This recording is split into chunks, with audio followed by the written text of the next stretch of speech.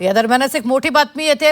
दुबईत अडकलेले 90 जण मुंबईकडे निघालेत। ठाण्याचे आशिष कुंभारे दुबईतून निघालेले।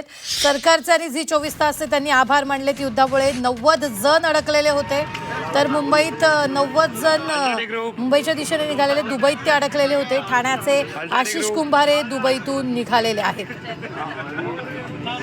तर स्वतः आशिष कुंभारे आपल्याबरोबर जोडले गेलेले आहेत। आशिष जी, मुंबईच्या दिशेने रवाना होत आहे। हॅलो, नमस्कार। मी आता एअर इंडियाच्या फ्लाईटमध्ये आहे आणि रसलखाना एअरपोर्ट वरून आम्ही 90 पॅसेंजर निघालो आहोत आणि मला झी 24 तासचे खूप खूप आभार मानायचे आहेत। एवढ्या लांब असूनही त्यांनी माझ्याशी कनेक्ट केला, आम्हाला कनेक्ट करू शकले आणि आम्हाला काही सपोर्ट लागला याबद्दल विचारल्याबद्दल थँक्यू सो मच।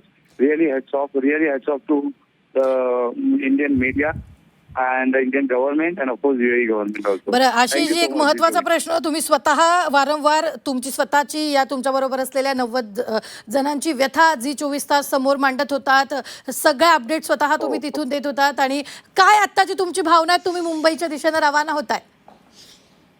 माझी भावना मी आता सध्या एवढीच मला आता सध्या वाटतंय की 90 जणांचे प्राण आणि ती रिस्पॉन्सिबिलिटी आणि सेफली त्यांना पोहोचवणं, कारण ॲज अ टूर मॅनेजर माझा हाच प्रेफरन्स होता, हीच रिस्पॉन्सिबिलिटी होती की त्यांना सेफली मला इंडियामध्ये पोहोचवणं।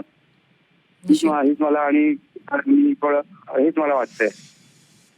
निश्चित, खूप खूप धन्यवाद। आशिष कुंभारे स्वतः आपल्या बरोबर जोडले गेलेले होते। 90 जण त्यांच्यासोबत दुबईत अडकलेले होते, मात्र आता ठाण्याचे आशिष कुंभारे दुबईतून निघालेले आहेत। त्यांनी झी 24 तासचे आभारही मानलेले आहेत।